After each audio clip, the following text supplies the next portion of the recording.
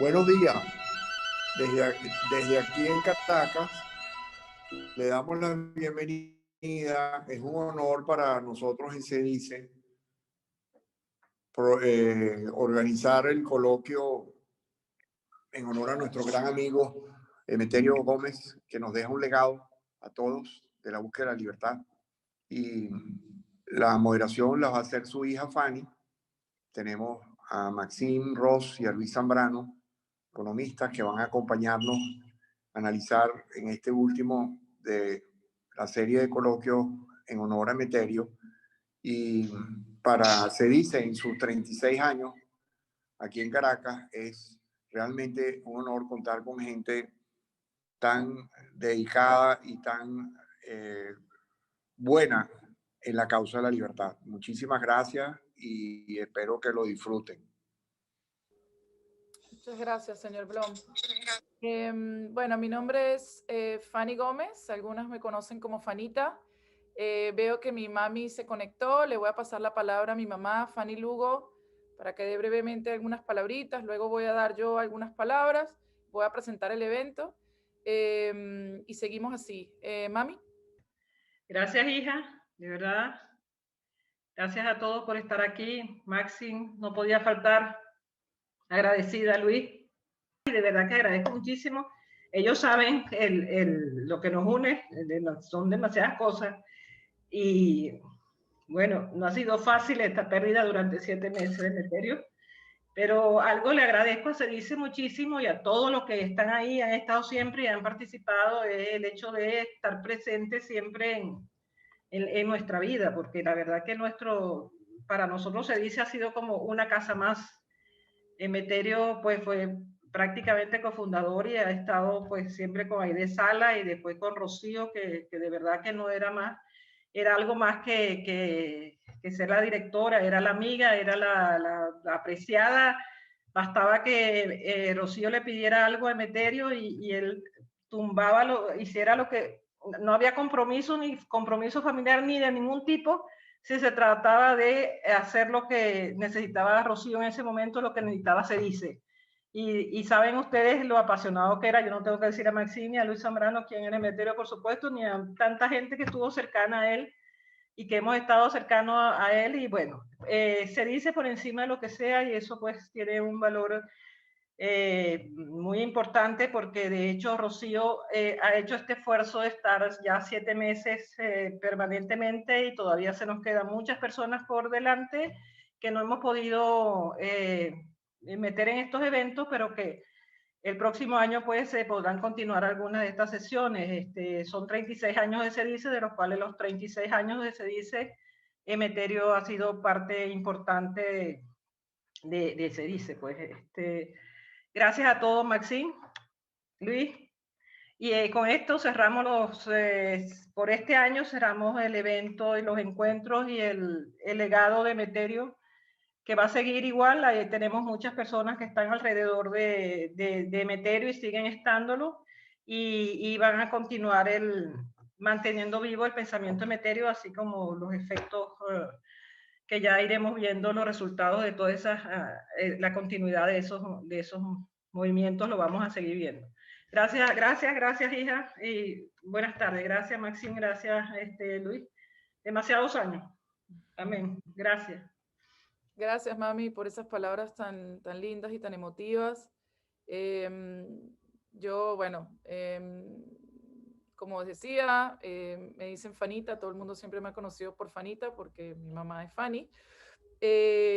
Ahora ya tengo 39 años y estudié Derecho y trabajo en Derechos Humanos, en gran parte y en gran medida inspirada por mi padre, por los valores que mi padre y mi madre me inculcaron siempre, el respeto a las personas, la sensibilidad con el dolor de las otras personas, fueron realmente grandes motivantes para mi carrera y mi vida. Yo quería, en primer lugar, agradecer en nombre de la familia. Bueno, mi mami ya se pudo conectar. En nombre mío personal, de los nietos y nietas, de mi hermana Katiuska Gómez, de mis hermanos Emeterito Gómez y Alexei Gómez, por este espacio, enormemente gran agradecimiento a CEDICE, a Rocío, por estos espacios. Ya hoy se cumplen 7 meses de la partida física de mi padre y seguimos obviamente extrañándolo siempre, no solamente por su coherencia intelectual, sino también su enorme bondad para con todo el mundo. Todas las personas que conocieron a mi padre saben que mi papá era amable y noble con el portero del edificio, y también tenía muchísima nobleza para las personas respecto de las cuales disentía intelectualmente o podía incluso tener una discusión. Tenía un gran amor por su familia, por SEDICE y por sus alumnos y alumnas.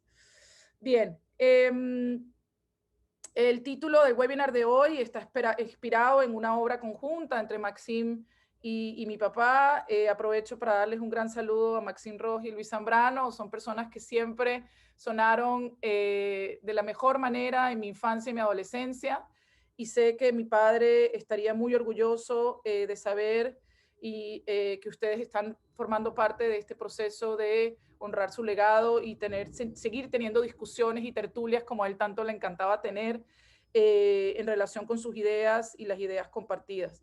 El título del webinar de hoy entonces es Las tareas pendientes de la Venezuela moderna.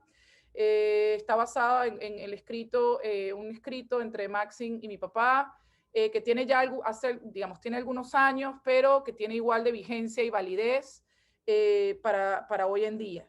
Es una obra extensa, es muy completa, tiene, digamos, un enfoque fundamental en el modelo económico como una tarea pendiente para Venezuela.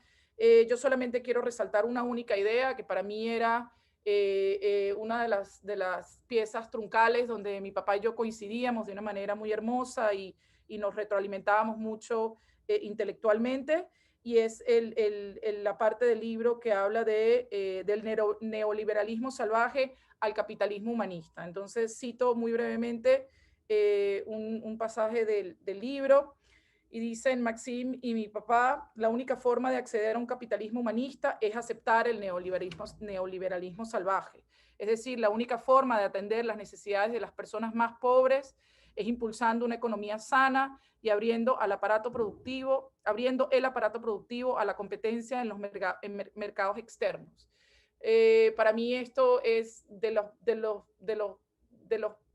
preceptos más ricos de la obra de mi papá, del legado, de entender siempre al capitalismo como la única fuente de producir riqueza, la única fuente posible de un modelo económico, pero siempre entendiendo que tiene que revisarse, que tiene que buscarse la forma de cómo ayudar más a las personas, cómo ser más solidario con las personas que más nos necesitan. Así que con estas palabras le doy entonces el micrófono a Maxime Ros, que nos va a estar hablando en más detalle de la obra, y luego hablará Luis Zambrano, quien va a estar comentando también un poco estas ideas que aquí se desarrollan. Muchísimas gracias nuevamente a SEDICE, al señor Blom, a mi madre y a todas las personas, Litzay Guerrero, que también está conectada y ha estado muy involucrada en todos estos procesos. Muchísimas gracias. Y un saludo a todas las personas que nos escuchan. Maxime. ¿Qué puedo decir yo? Que me agrada, que doy las gracias, que digo todo lo que digo a todos ustedes. Ver a Fanita, ver a Fanny Lugo, ver a toda la familia, los amigos de Emeterio. Y quiero decir una cosa de entrada para que se sepa, si se me hago el guarapo, y me lo van a perdonar que lo diga de esta manera bien criolla. Lo que le pasa a Fanny me pasa a mí con Emeterio. No puedo hablar de mi amigo Emeterio sin que me conmueva. Así que cuidado si en algún momento me quedo sin palabras. Pero tengo que comentar lo que vamos a hacer. Dos cosas muy rápidas. Yo quiero dirigir mis ideas en este momento. Primero, a rememorar, por supuesto, este trabajo que hicimos con tanto cariño y razón, las razones por las cuales lo hicimos. Y al final, no sé si después que Luis comente o antes, en cualquier momento, quiero referirme a la palabra legado de Emeterio, más allá del libro que escribimos en este momento. Entonces, lo primero que voy a hacer es comentar este ritmo que, gracias a Fanny, ha resaltado una de las partes más, a Fanita, ha resaltado una de las partes más importantes, y lo quiero mostrar para que los que nos están viendo sepan que existió en un momento dado. Editamos esto en el año 99, era el proceso constituyente, estaba Venezuela llena de efervescencia económica, política, social, con el tema de la llegada de Chávez y la llegada de la constituyente. Bueno, y a nosotros nos invitaron a hablar en un consejo, un congreso de ejecutivos, y se nos ocurrió escribir cosas que creíamos nosotros que deberían estar en esa constituyente, suponiendo que las intenciones de Chávez en aquel momento eran como, perdone que las diga, sanas, verdaderamente sanas. Entonces escribimos este papel con la intención, pues, tratar de influir en ese mundo, el movimiento bolivariano en Chávez, sobre las ideas de mercado, precisamente las que Fanita acaba de mencionar. Y entonces, este papel tiene como dos grandes partes. Una primera parte que era lo que llamamos allí reconsiderar la forma que hemos interpretado el petróleo en Venezuela. Y eso producto de una reflexión que veníamos haciendo antes. Allá en CEDIS hicimos un seminario sobre el tema de sembrar el petróleo y todo esto. Y realmente una cosa que es importante que yo diga en este momento, quizás mucha gente se sorprenda de que en aquel momento criticamos la idea que se sembró en los años 30, cuando apareció el petróleo en Venezuela, de que el petróleo no era productivo. Ustedes van a recordar las ideas de Buller Pietri, sembrar el petróleo, aquella mucho más fuerte y famosa de Pérez Alfonso, excremento del diablo, aquella cosa extraña que había invadido a Venezuela y que era fuera de sentido pensar que tuviera que ver con la vida venezolana. Y de ahí nace entonces la idea de que el petróleo no es, imagínense ustedes, una actividad productiva.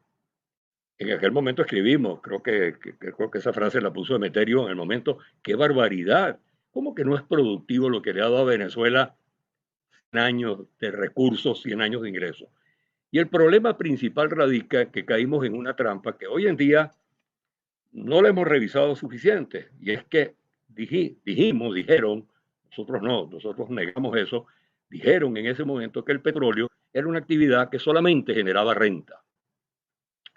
Es decir, no era productivo, era resultado de una acción de la naturaleza, donde los humanos no hacíamos nada, no traíamos máquinas, no traíamos fuerza laboral, no traíamos tecnología, no hacíamos nada para que el petróleo surgiera como en las famosas novelas aquellas del Mene y toda aquella historia, una barbaridad de consideración que nosotros en ese libro, bueno, fuimos categóricamente en frente de esta idea. De allí entonces la idea de que la renta, el petróleo solamente genera renta. Imagínense ustedes lo que voy a decirles. Tenemos 30 años hablando de rentismo. Y de rentismo deriva no solamente la concepción económica de que es una renta, entonces, bueno, casi diría yo, no hay nada que hacer porque es una renta, pero entonces vino la concepción sociológica, psicológica, cultural, de que los venezolanos somos, bueno, unos vividores de renta más nada, nosotros no hacemos nada y hemos vivido de eso, y de ahí nace toda aquella psicología del facilismo petrolero, de que el venezolano lo que está acostumbrado es a vivir el petróleo por Dios, y en aquel momento cuando hablábamos lo decíamos de esta manera, una barbaridad. Entonces una cosa que quiero que quede en este evento es, ahí está escrito, lo tengo escrito, erradicar la idea de que el petróleo no es una actividad productiva. Ahí defendimos con mucho detalle que el petróleo es igual a cualquier cosa, se necesita mano de obra, se necesita gerencia, se necesitan muchísimas cosas. Importante, si nosotros nos salimos de esa idea de que el petróleo es pura renta, de que el petróleo no es productivo, entramos en una cosa que es exactamente el propósito de este trabajo. Entramos en una Venezuela moderna, una Venezuela que considera el petróleo como una actividad cualquiera, donde hay problemas de beneficio, problemas de costos de oportunidad, etcétera, etcétera. Número uno. Número dos, la segunda gran tarea allí era, hoy me río porque qué ingenuos fuimos en querer convencer a Chávez, de que teníamos que asumir conscientemente la idea de una economía de mercado. Es decir, teníamos que entender que Venezuela, para salir adelante de todos los problemas que tenía que asumir el capitalismo. Capitalismo sin apellido por el momento, porque luego le voy a poner un apellido. Es decir, una vez que usted entiende que el petróleo no es productivo, vivimos de la renta, entramos en esta consideración de qué es lo que sí es productivo. Entonces la agricultura sí, la industria sí, el petróleo no. Entonces habría que sembrarlo entre comillas y de ahí nace, inclusive no se da uno cuenta cuando lo dice Urral, pero sí mucho más cuando ya posteriormente se asume el modelo de proteccionismo y sustitución de importaciones, Bueno, entonces el petróleo tenía que subsidiar al resto de la economía. Y eso, sobre esa base que hemos vivido casi toda la vida. Entonces, eso rompe con la idea de que el capitalismo tenía que ser la esencia de la vida venezolana, cuando lo que era entonces era una sociedad rentista, mercantilista, que vivía del petróleo. Esa es la segunda idea que está en este postulado de este documento. Y entonces aquí entra en consideración lo que Fanita con mucha certeza ha sacado. ¿Cuál capitalismo? Capitalismo, la mano invisible de Adam Smith, de allá, en 1750. El liberalismo manchesteriano, que era laissez-faire nada más. Y le voy a decir una cosa, si hablando de legados de Meterio, se anticipó y con bastante tiempo, me anoto allí también, pero es más él, porque sabemos que el gran autor de capitalismo solidario, capitalismo humanista y todo eso fue mucho más él que yo, aunque por supuesto lo cumple, anticipó a lo que está pasando ahora. El capitalismo necesita una moral. ¿Cuál es la gran crítica? La gran crítica es el capitalismo, sí, produce bienes, los factores productivos, la gran fuerza productiva superior de la humanidad comparada con cualquier parte de la historia, pero está produciendo una cosa terrible que es desigualdad, que es pobreza, que es marginalidad, que no recupera a los sectores más vulnerables de la sociedad, etc.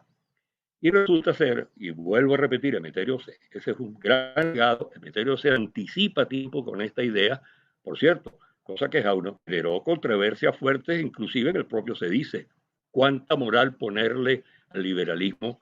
Y por cierto, acaba Vargallosa de publicar un libro excelente sobre eso, donde comenta estas ideas. Pero bueno, al llegar, aparecen hoy en día esfuerzos académicos, teóricos, prácticos de cómo repensar el capitalismo. Ahí está Michael Porter en la Universidad de Harvard con Rethinking Capitalismo.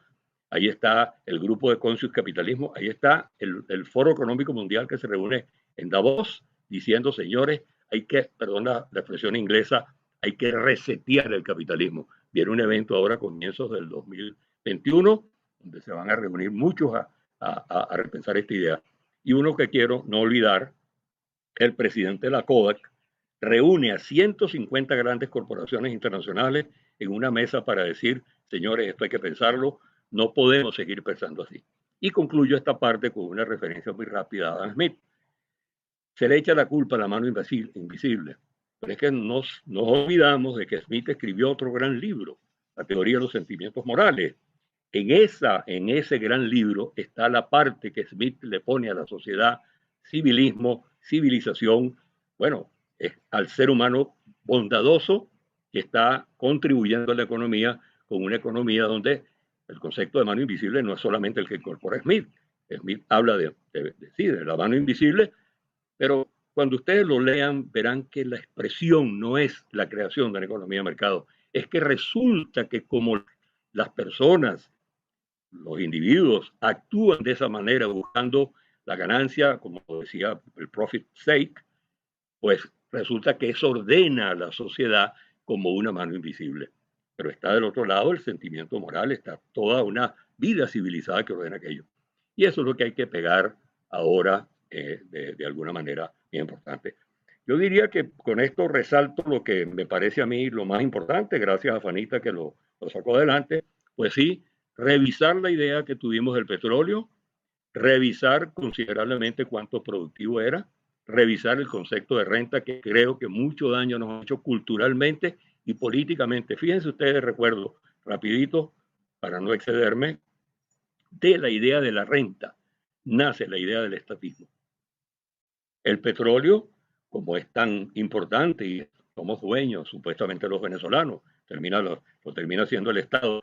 Como el petróleo es así, entonces tenemos que lograr que sea bien repartido, que sea bien distribuido, y entonces aparece una gran ideología que sustenta el poder del Estado.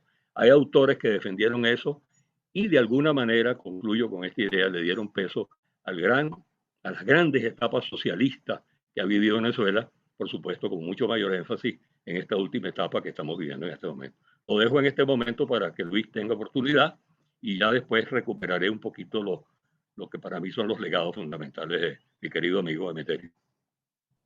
Bueno, la verdad, bueno, un gran placer el poder, digamos, participar en este homenaje y en esta revisión participar en esta revisión del legado, digamos, de Emeterio, y utilizando básicamente como trasfondo el trabajo, digamos, que estamos comentando, que publicó Maxine junto con Emeterio, de las tareas pendientes de la Venezuela moderna, tratando pues allí de concentrarnos en los aspectos que sean aún, digamos, relevantes, ¿no? Ciertamente yo creo que ese trabajo, como en muchos otros de Emeterio, siempre combina tópicos de teoría económica, política económica, economía política, y eso lo podemos ver, digamos, en este trabajo publicado por ellos dos, donde hay una serie de elementos que nos remiten a la teoría del valor, a la teoría de la renta, a la política económica vía la política cambiaria, al tema de la economía política en relación al rol del petróleo y el rol del Estado en la economía, de los cuales ya comentó Maxine, y también, por supuesto, temas más filosóficos que económicos, especialmente esta conexión entre la ética y la economía. Yo creo que en este trabajo ciertamente la crítica a esa idea que yo diría no solamente que fue predominante, sino que todavía lo es, de que la industria petrolera no es una actividad productiva, sino una actividad generadora de renta, entendida la renta en el sentido, en términos ricardianos, es decir, la renta como expropiación de riqueza, la renta petrolera concebida como un acto de expropiación asociada al ejercicio de la propiedad de los hidrocarburos. Yo creo que la superación de esa tesis del rentismo, incluso por su esterilidad, digamos, teórica, le permitió a Emeterio y a Maxine, pues, analizar los problemas estructurales de la economía venezolana desde una perspectiva muy distinta y digamos, más consistente con la teoría económica. Fundamentalmente, centrar el análisis en el tema de las ventajas comparativas, de las ventajas dinámicas, que el tema no era sembrar el petróleo, que el crecimiento económico solo se puede sostener si está fundamentado, digamos, en las actividades donde el país tiene ventajas comparativas, independientemente si estas están o no concentradas sectorial o espacialmente. Por supuesto, esto no quiere decir que para Emeterio la economía dual no era un problema. Pues la dicotomía de la economía venezolana como una economía petrolera, evidentemente, como Emeterio muchísimas veces lo destacó, se expresa pues en las diferencias de productividad entre el sector petrolero y el resto de los sectores económicos, el tema de la dependencia extrema externa y por lo tanto la vulnerabilidad a los choques que generan una economía muy volátil y muy inestable, como siempre lo ha sido la economía venezolana. Y por supuesto, el tema de la dualidad y su conexión con el problema del estatismo y las distorsiones en los mercados internos relacionados con ese estatismo. Yo creo que Emeterio, en muchos de sus escritos y en este también, en vez de plantear el tema de la pugna entre actividades productivas e improductivas, que como decía antes, es más bien una visión más estéril que otra cosa, planteó el tema en términos de actividades extractivas y actividades inclusivas, un poco para utilizar la terminología reciente que ha institucionalizado Acemoglu y Robinson en un libro que se llama El pasillo estrecho, ¿no? Pero creo que en ese sentido también Emeterio anticipó y planteó esta forma distinta de ver el problema institucional. Por supuesto, relacionado con estos temas de dualidad, con el tema de la relación entre actividades extractivas y actividades inclusivas, Emeterio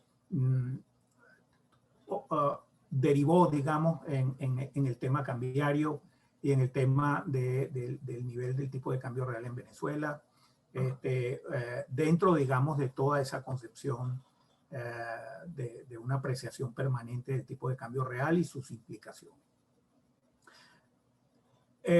Pero claro, como bien decía Fanita al principio y también Maxine, el otro gran tema que también vemos en este trabajo expuesto es el de la separación entre la ética y la economía, que tiende a generarse en una economía de mercado altamente distorsionada.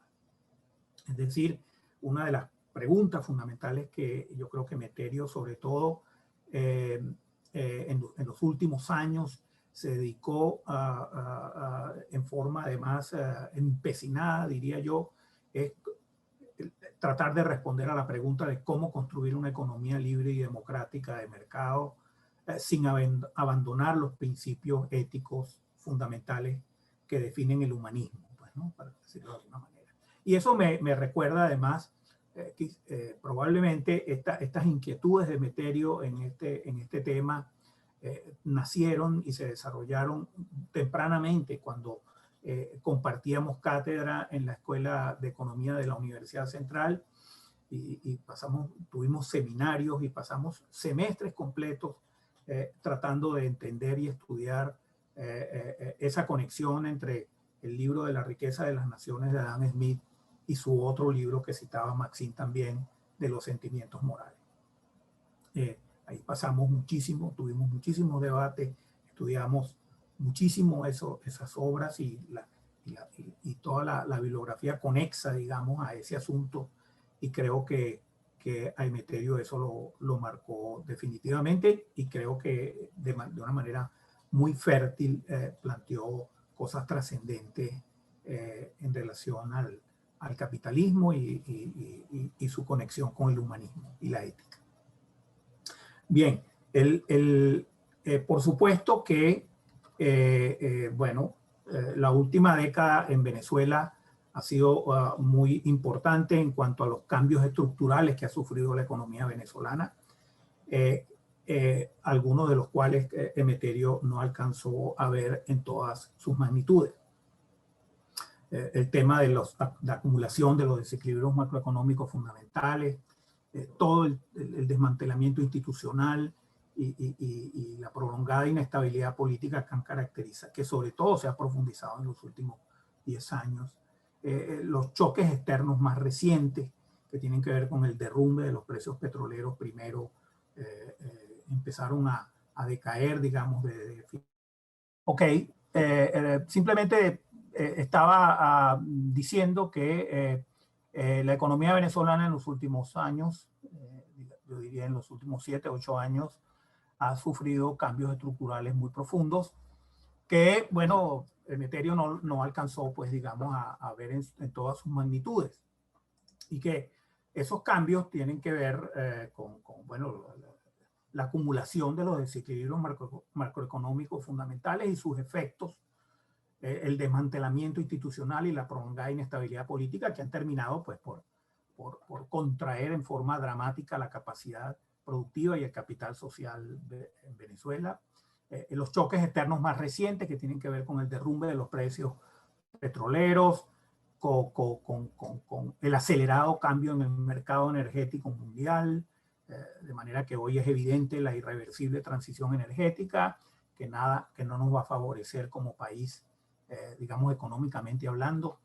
La hiperinflación y la progresiva dolarización de la economía, que han minimizado el rol de la política monetaria y la política cambiaria, y más recientemente, pues, los efectos del COVID-19 que no van a ser transitorios, que hay unos efectos allí bastante permanentes a mediano y largo plazo. Hay cambios importantes ha acelerado cambios importantes en los mercados mundiales que tampoco creo que nos van a favorecer a mediano y largo plazo.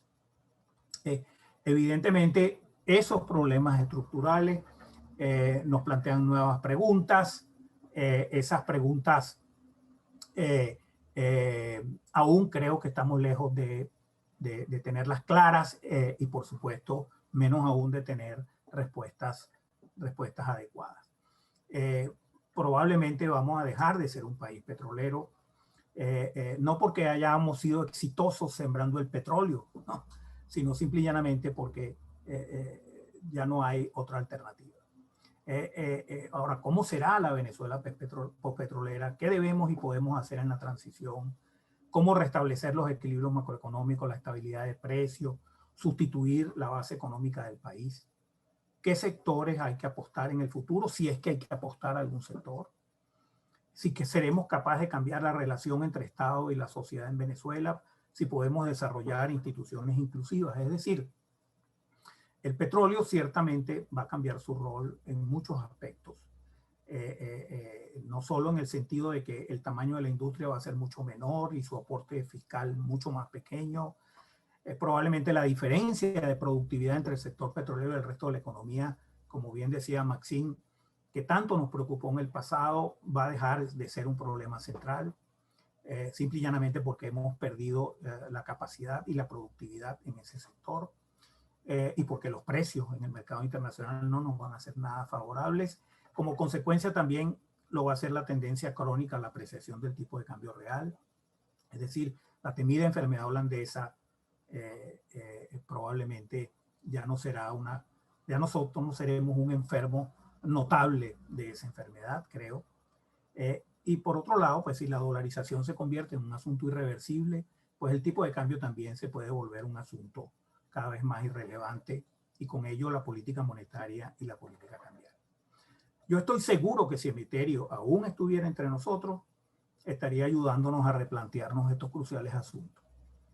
Ahora siento es cuando nos hace realmente más falta Emeterio. Bien, con eso termino mi presentación. Y muchísimas gracias, ha sido una conversación súper interesante. Quisiera preguntarle al profesor Maxime si él desea hacer algunos comentarios. Había indicado eso en su primera intervención con respecto al profesor Emeterio. Muy brevemente, ¿me escuchas? Sí, ¿Me escuchas? adelante. Sí, adelante, Okay. profesor. No, muy rápido. Lo que dice Luis tiene mucho sentido. Yo sí creo que hay que reivindicar dos cosas muy importantes. O dejamos de hablar de rentismo, o ponemos al petróleo en su sitio, sea que vamos a tener petróleo en el futuro, sea que no lo vayamos a tener. De todas maneras, Venezuela tiene reservas petroleras que dan para mucho todavía, pero dejemos de hablar de rentismo, hablemos de las cosas, modernicemos el lenguaje, y esa es la gran tarea que asumimos en aquel momento en Emeterio, y que bueno, no teniendo a mi querido amigo Emeterio en este momento, no sé si me están viendo, no importa, bueno, no teniendo a mi querido amigo presente, bueno, me toca a mí seguir defendiendo estas ideas. Así que el legado de Emeterio se lo le pasa la batuta a Maxime Rojas, el testigo, como se dice, y yo seguiré dando estas peleas como he hecho en lo que posteriormente he escrito. Y eso es precisamente lo que quiero resaltar, queridos todos los que están presentes. Emeterio me dejó a mí un legado muy importante. Me transcribió la idea de que no bastaba con la economía, que había que leer otras cosas, que había que filosofar, que se necesitaba ética. Y esa perspectiva, si me perdonan un poquito exagerada, pero la digo rapidito, esa perspectiva enciclopédica que tenía Emeterio, de ver lo ético, lo económico, lo psicológico, lo moral, en cuanta cosa escribió, creo que es el legado más importante que los jóvenes que nos están escuchando y también los viejos tomen de la vida de Emeterio, porque eso es lo que hay que hacer. Tener presente que no se puede quedar uno parado en una especialidad, ser solamente economista, ser solamente abogado. Hay que, además, a pesar de que se practique la ciencia que uno tiene, pero hay que tener una perspectiva enciclopédica. Yo creo que ese es el gran legado de mi querido amigo Emeterio. Bueno, muchísimas gracias y ya para ir concluyendo, bueno, no queríamos dejar por fuera los saludos que han indicado los asistentes, tanto por la conexión Zoom, también por YouTube, y agradeciendo además a CEDICE por la organización de este ciclo de coloquios y por supuesto a ustedes los ponentes que han estado extraordinarios en la mañana de hoy. En lo particular, pues muchas gracias CEDICE por permitirme acompañarles en este ciclo de homenajes al profesor Emeterio, recordado, siempre querido y muy oportuno y que nos hace una gran falta. Muchísimas gracias y bueno, ahora cedo el testigo a Rocío. Gracias. Sí, Fanita, si tú quieres decir algunas palabras, muchísimas gracias, Lizay, para yo luego despedir a los amigos. Gracias. Solo decir que qué bien que la cámara estaba apagada porque me emocioné mucho con las palabras de ambos, Maxime y Luis. Yo creo que es clarísimo toda la falta que hace mi papá en la vida intelectual del país y ahora del mundo por todo lo que estamos viviendo. Pero en todo caso estoy muy agradecida de que mi padre ha tocado la vida de tantas personas y que su pensamiento vive en tantas personas y que además ha motivado que sigamos tertuliando y discutiendo como él tanto le gustaba hacer. Así que gracias infinitas y Rocío. Gracias, Fanita. Gracias, Fanny, por conectarte. Gracias, Macho, en homenaje a nuestro querido M. Bueno, para CEDICE es muy grande. Fue un innovador de las ideas, un avant-garde, pues siempre estaba como a kilómetros de distancia de lo que se discutía en Venezuela y estaba de verdad en el mundo, pues con todo lo que producía en su cerebro maravilloso. Gracias, Maxine. Sé que, bueno, tu relación y amistad con Emeterio, porque los conozco de siempre, maravillosa. Y Luis, de verdad, gracias por este maravilloso aporte que nos has hecho. Este es el último de este año, pero el año que viene vamos a continuar y no solamente con estos encuentros con sus amigos y los que compartían sus ideas, allí están conectados. Además de Cheo y de Ramón, está Giovanni de Plácido, Luis Javier Grisanti, todos mandan muchos saludos y agradecen que hagamos esto. Queremos también hacer la cátedra, Emeterio Gómez, que está en proceso y tratar de hacer las obras completas de Emeterio. Hay que transcribir mucho porque desde que Emeterio empezó a escribir, bueno, era procesador de palabras, entonces hay que transcribir cosas. Ahí tú nos puedes ayudar también, Maxine. Y creo que, bueno, el legado de Emeterio hay que mantenerlo vivo, porque son todas estas ideas que ustedes están hablando de cómo Venezuela puede salir adelante, puede ser próspera, puede construir un mejor futuro para los ciudadanos que vengan también después de nosotros, si es que nosotros no lo podemos ver, pero esa es la parte de la vivencia que queremos que se lleven todos los que no conocieron el pensamiento de Emeterio, que está a la luz pública a través de estos coloquios y de todo el material que Emeterio dejó. Y eso es lo que queremos compartir con todos, un legado de verdad de virtudes, porque Emeterio dejó muchas virtudes con su honestidad y su humildad, y bueno, que reflexionemos sobre los temas de la ética que tanta nos hacen. Así, Luis, no me queda más disponible para todos los que quieran verlo y conectarse, y un gran saludo para todos los que se conectan y muy amables por sus preguntas hechas. Muchísimas gracias a todos. Fanny, Anita, gracias. Muchas gracias.